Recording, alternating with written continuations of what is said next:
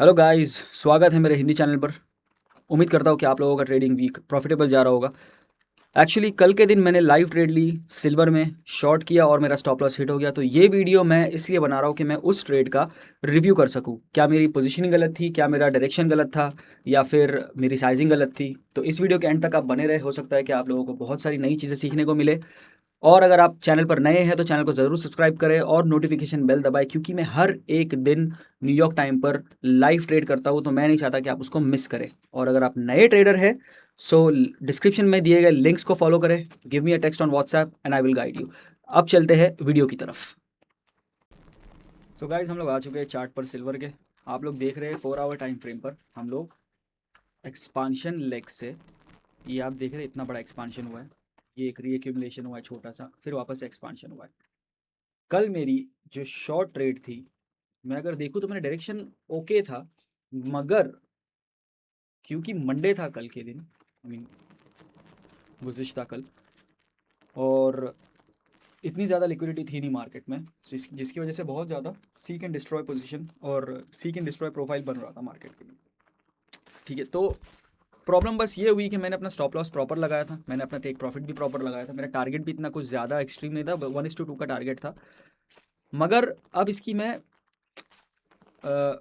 आपको रीजनिंग देता हूँ कि मैंने वो ट्रेड ली क्यों कल के दिन। ठीक है, और अगर आप लोग इस तरीके से ट्रेड मेरे साथ करना चाहते हो तो आप लोग लाइव मेरे साथ आ सकते हो हर दिन। आज के दिन भी मैं लाइव आऊँगा।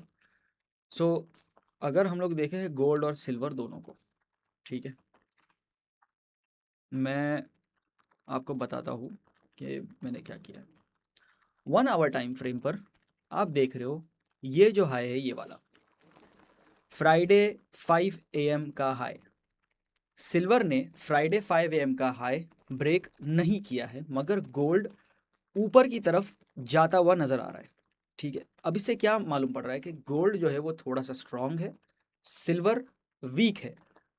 मेरा ये सोचना था कि अगर हम लोगों को शॉर्ट करना ही है, ठीक है, तो शॉर्ट बहुत करीब टारगेट होगा, वो शॉर्ट मानी जाएगी। बहुत बड़ा टारगेट नहीं हो सकता, क्योंकि मंडे भी है, लिक्विडिटी नहीं है और कोई इतना मेजर टारगेट है नहीं। और सिल्वर अब भी कंसोलिडेट कर रहा है, वाइल गोल्ड जो है वो ऊपर की तरफ ट्रेंडिंग है, मीनिंग वो हायर हाइज बना रहा है और हायर लोज बना रहा है।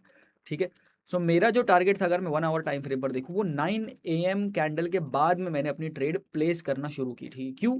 क्योंकि 9 AM कैंडल में चाह रहा था कि वो क्लोज हो जाए, उसके बाद में हो सके मुझे एक छोटी सी एंट्री लेने का चांस मिला, और जो मुझे मिला। ठीक है, अब अगर मैं 9 AM कैंडल को आगे की तरफ मूव करूं, तो आप देख रहे हो 9 AM कैंडल यहां पर बुलिश क्लोज हुई है गोल्ड में। उसी तरीके से अगर आप सिल्वर में देख रहे हो तो सिल्वर में वो बेरिश क्लोज हुई है, जो कि वीकनेस की साइन है एक। ठीक है, इसी साथ में अगर मैं 30 मिनट टाइम फ्रेम पर जाऊं, एक तो वो ऑलरेडी मुझे एसएमटी मिल चुका है, प्लस अगर मैं 30 मिनट टाइम फ्रेम पर देखूं तो ये 9 AM की जो हाफ एन आवर कैंडल है ये वाली, ठीक है, उसके बाद में जो 9:30 की हाफ एन आवर कैंडल है, उन दोनों में भी मुझे एक एसएमटी देखने को मिल रहा है, जो कि मैं यहाँ पर प्लेस करता हूँ। आप देख रहे हो यहाँ पर। ठीक है, तो मेरी जो एंट्री बनी वो उसके बाद वाली कैंडल, मीनिंग 10 AM कैंडल जब शुरू हुई तो मैं 3 मिनट टाइम फ्रेम पर गया। उसके बाद आप देख रहे हो यहाँ पर मैंने अपना पोजीशन भी ऑलरेडी प्लेस करके रखा हुआ है आप लोगों को समझने के लिए। ठीक है,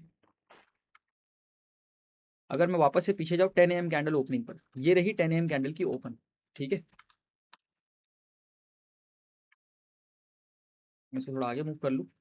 यहाँ पर 10 AM कैंडल ये वाली कैंडल है।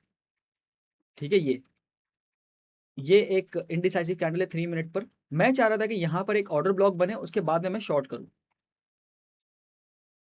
ये बन गया एक बुलिश कैंडल। ठीक है, अब ये ऑर्डर ब्लॉक नहीं बना हुआ है,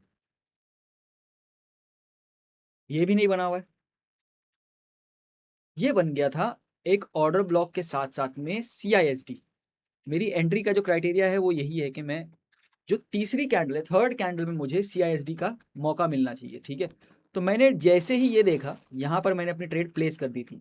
मेरे क्योंकि स्प्रेड्स की वजह से यहाँ पर थोड़ा सा ट्रेड नीचे से मिला है मुझे, मगर जो मेरा लॉजिक था वो उस कैंडल के थ्रू था।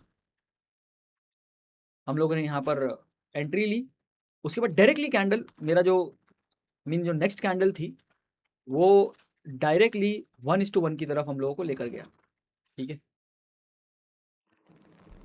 मगर मुझे यहाँ पर क्या करना चाहिए था, 50% ट्रेड को या फिर 75% ट्रेड को क्लोज कर देना चाहिए था, क्योंकि बहुत छोटा रिस्क किया था मैंने एंड ऑल्सो मार्केट में इतना ज़्यादा कोई मूवमेंट था नहीं।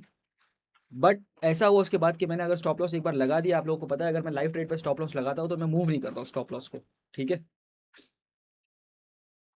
मैं चाह रहा था कि हम लोग रिटर्न हो, मगर वो रिटर्न हुआ नहीं एंड देन मेरा स्टॉप लॉस हिट हो गया।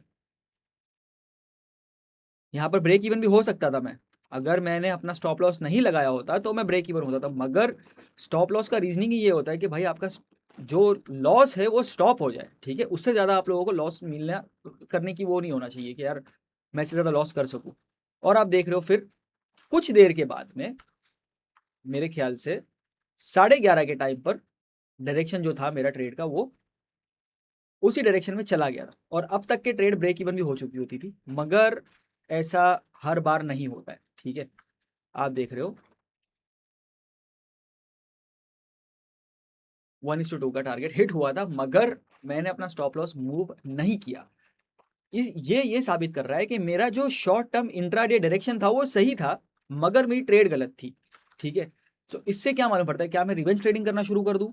नहीं, मैंने लाइव ट्रेडिंग शुरू ही इसलिए की है कि मैं थोड़ी एक रिस्पॉन्सिबिलिटी के साथ में आप सब लोगों के सामने अपनी जो स्ट्रैटेजी वो पेश कर सकूं, ठीक है। तो ये छोटा सा एक उदाहरण था आप लोगों के सामने। अगर आप लोगों को वीडियो अच्छी लगी तो सब्सक्राइब करें और नोटिफिकेशन बेल को दबाएं, ताकि जब भी मैं लाइव जाऊँ या जब भी मैं कोई वीडियो अपलोड करूँ आप लोगों को देखने के लिए मिले। Until then, good luck and good trading guys. मिलते हैं अगली वीडियो में।